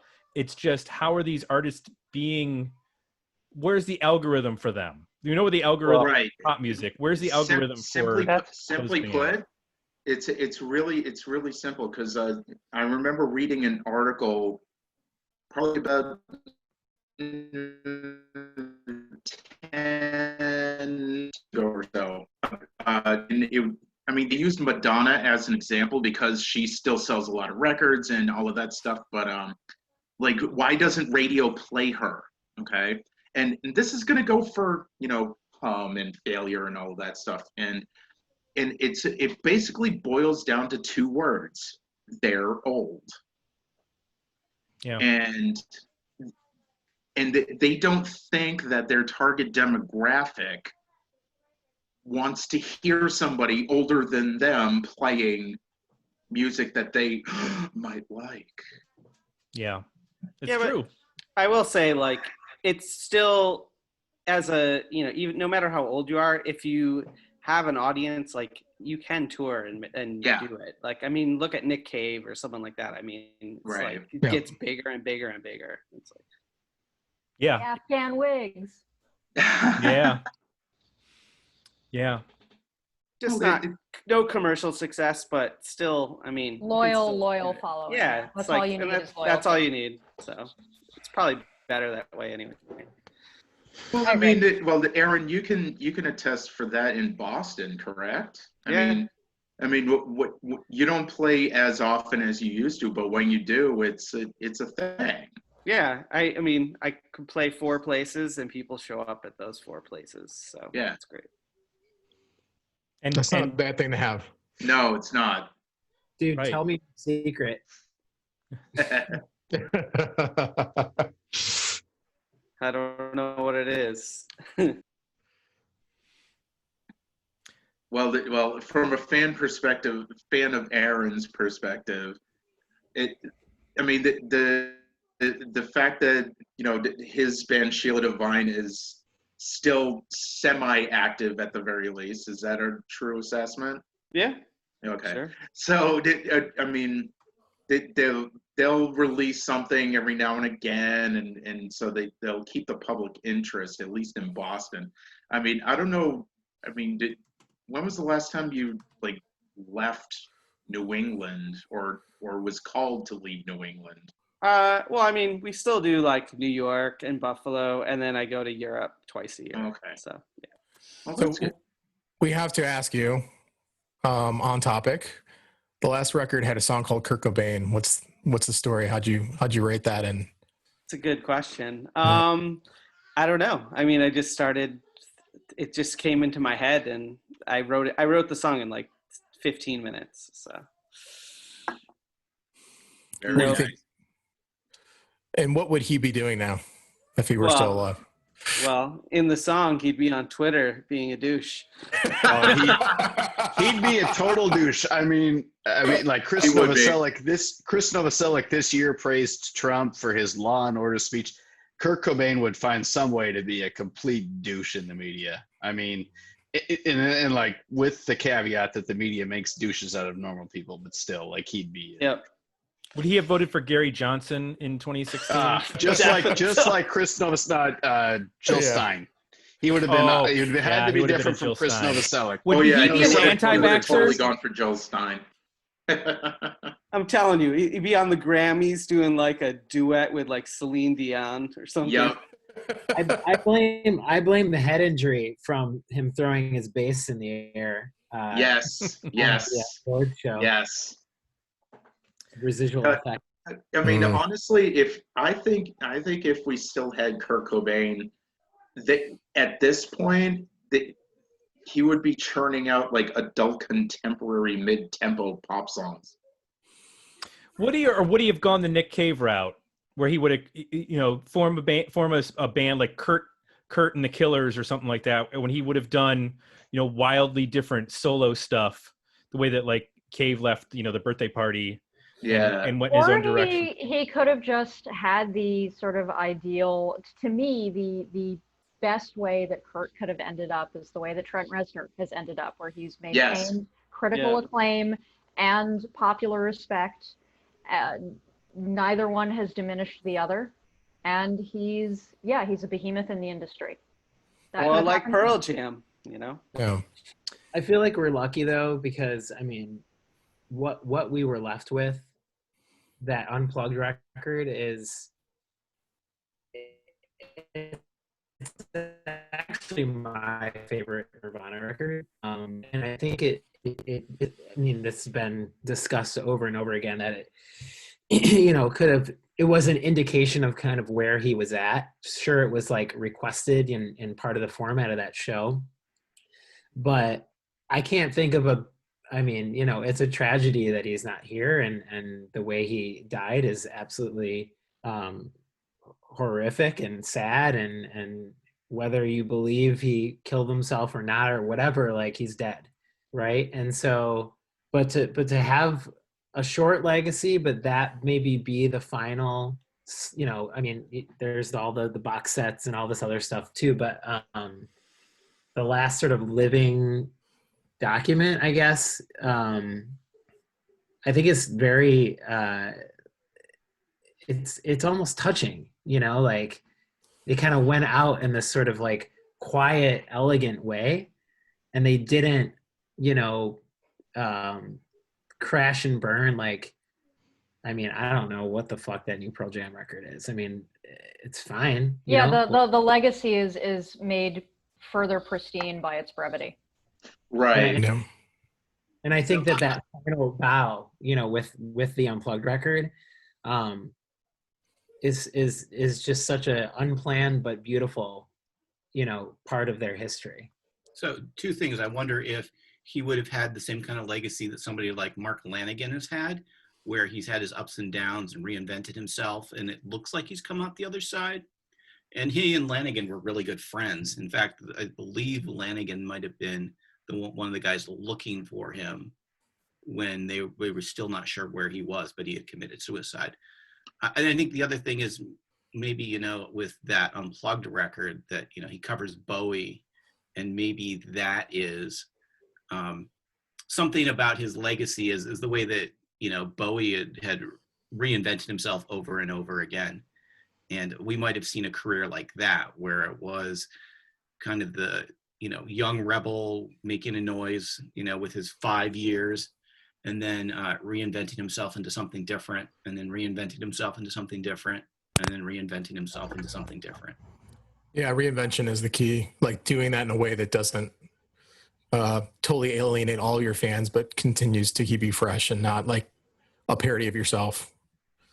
And could he have done that? I don't know.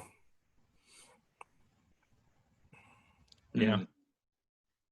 Well, on that note, no, it would have been like, I think what Aaron's describing is more like Axl Rose, who has turned out to be pretty woke. True. Let's be honest. He's a better Twitter follow than Chris Novoselic. The story about Guns N' Roses right before Nirvana hit was they wanted them to put out 2 records because they thought somebody in that band was going to die. And so DGC had extended their promo period focusing on GNR right up to that fall of 91. And as we were talking about in the chat, the Galactic Cowboys was a band that they were supposed to be pushing next, and then Nirvana hits. But it's amazing. All of the GNR guys are still around, and most of them seem infinitely more sane and more stable than however many of unfortunately, the grunge guys we have lost to drugs and self-destruction and who knows what. Yeah. Very true. Yeah. All right, Tim. Well, 500 more. Are you in? Yeah, I guess. We haven't to get some more Cuddy Kirk. I see you guys in July 2030. See you all then. Let's do it again. Did you just do the math? You just do the math. I think I did it wrong. Well, we started in 2011. And so it took us 9.5 years to get to 500. Yeah, I should have taken 20 weeks off. I took 2 weeks off. That was my mistake. And episode of 1000 will be what? Are we going to do Hootie or are we going to do Pearl Jam? 5150 probably. But to answer Marissa's question, I actually went on a little rant on the Patreon page. I voted for Santana. I mean, we could still get to it. It's not, all those albums are still albums that people can pick with their Patreon selections. I'll just note it. Google tells me that 500 weeks from today is March 7th, 2030. Oh, nice. March 7th, 2030. Put it on the calendar, Tim. Well, we'll be on Mars by then, Jay. True. Yeah, for sure. So there's going to be a little bit of a lag, but we'll be able to record We'll figure it out. I'll be on voted Eros, for and you'll Metallica. be on. Who voted for Metallica? It's Eric. I voted for Metallica. Marissa? I voted for Matchbox 20 There you go. because I'm the contrarian of the bunch. Somebody voted for Hootie got a lot of votes. That was me. You voted. Yeah, Hootie got a lot. I'm the contrarian. I should have known. I left a comment. Y'all can. I just thought Nevermind. As great of an album as it was, it's been covered and covered and covered and. Yep. Not like this. No, it hasn't been covered by a bunch of right pick. Not like this. Definitely this was the right pick for this episode. We do need to thank all the folks who commented: Gary Moran, Keith Badge, Jeremy Amen, Tara Cook, John Seaman, David Gorgos, Matt Gorey, Willie Dillon, Jeff Loney, Aaron, Steve Muzinski, Kyle Bittner, Darren Lehman, Richard Waterman, Mike Bond, Darren Leach, all the Darrens, and of course all the folks who joined us for this very special episode of Hollywood Squares that we're playing here tonight. Yes. This would be, now that we've gone over the 2-hour mark, we should probably consider wrapping this up. I do want to remind everyone who's listening to the recorded version that you can in case you got this far and you didn't know this, you can go to 1.5 speed to get through this a little bit quicker. I should have said that up front, and I'm sorry. Maybe I'll plug it in. But Patreon. 1.5 speed. Yeah, exactly. Jay, we should record it at 1.5 speed and then see how fast people can get through it. We can make this podcast back to 5 minutes, like we used to do it back in the day.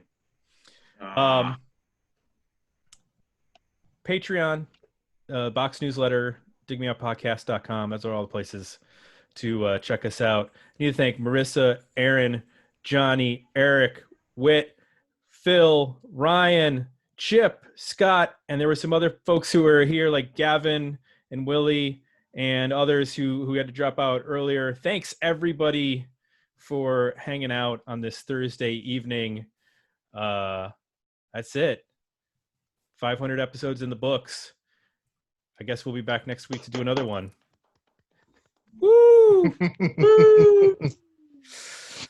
All right, we're out. We'll be back next week already with another episode of Dig Me Out. That's fun. Thanks, guys. Yeah. Good night, everybody. Good night. Take care. Thank you.